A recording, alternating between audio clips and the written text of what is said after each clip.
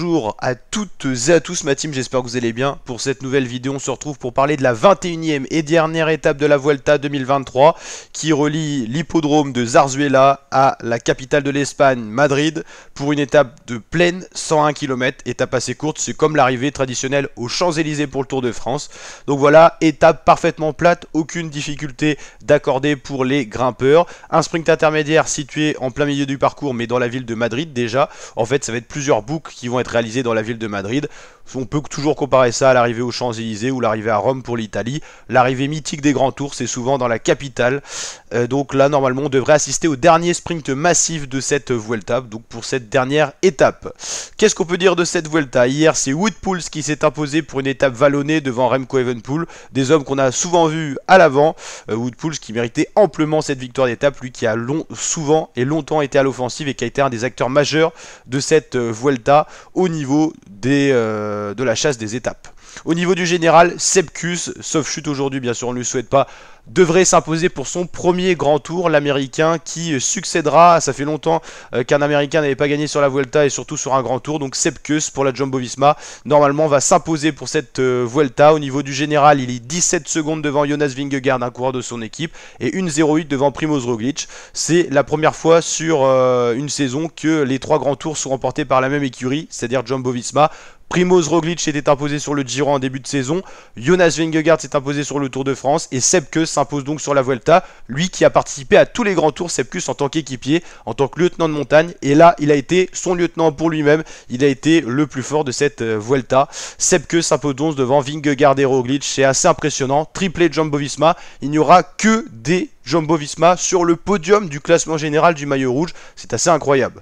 Juan Ayuso 4ème, Miguel Landa 5ème. Miguel Landa qui s'est peut-être retrouvé, enfin un top 10 pour lui sur son grand tour national. Enric Mas 6ème, Alexander Vlasov 7ème, Uchtebroek 8ème, Almeida 9ème et Santiago Butrabo pour finir ce top 10. On retrouve un peu plus loin Steve Kras qui est comme une révélation belge, lui qui est déjà quand même un peu âgé, 27-28 ans. Mais c'est pas mal pour être dans une petite équipe comme la Total Energy de faire une 11e position au classement général. Remco finit 12ème. Il n'aura pas réussi à défendre son titre. Et par contre, pour aller chercher le premier Français au général, c'est Romain Bardet à 50 minutes 20ème. Les Français n'ont clairement pas été au niveau du général. Romain Bardet, tout comme Lenny Martinez. Ils n'auront d'ailleurs pas réussi à remporter 2 victoires d'étape. Le maillot vert, normalement, devrait être remporté par Caden Groves. Je dis normalement parce que Remco, statistiquement parlant, en cas de victoire d'étape aujourd'hui, ce qui paraît peu probable, pourrait s'emparer du maillot vert. On ne sait jamais avec Remco, le prodige belge, donc on va se méfier, mais normalement, ce maillot vert va revenir à l'Australien Caden Groves, sauf chute et abandon, lui qui tombe beaucoup aussi sur cette Vuelta, donc attention, tout n'est pas fini encore. Remco Evenepoel finira meilleur grimpeur de cette Vuelta, 135 points, c'est nettement devant Jonas Vingegaard, son dauphin dans ce classement, et Michael Storer. Meilleur jeune Juan Ayuso, largement devant Sian Uchtebroek à 4 minutes 42. Meilleure équipe sans surprise la Jumbo-Visma qui possède les 3 premières positions du classement général devant la Bahrain Victorious et devant la Bora Hansgrohe. Donc vous l'avez compris, une Vuelta dominée par une seule équipe, la Jumbo-Visma qui a été l'équipe la plus forte, l'équipe dominante qui a remporté une multitude de victoires d'étape, c'est assez impressionnant, capable de gagner presque sur tous les terrains. Franchement, ils ont été impressionnants les Jumbo-Visma. Voilà, ils ont remporté l'étape 17 avec Roglic, l'étape 16 avec Vingegaard. Ils ont été tout le temps là, Vingegaard l'étape 13. Enfin, voilà, c'est assez impressionnant.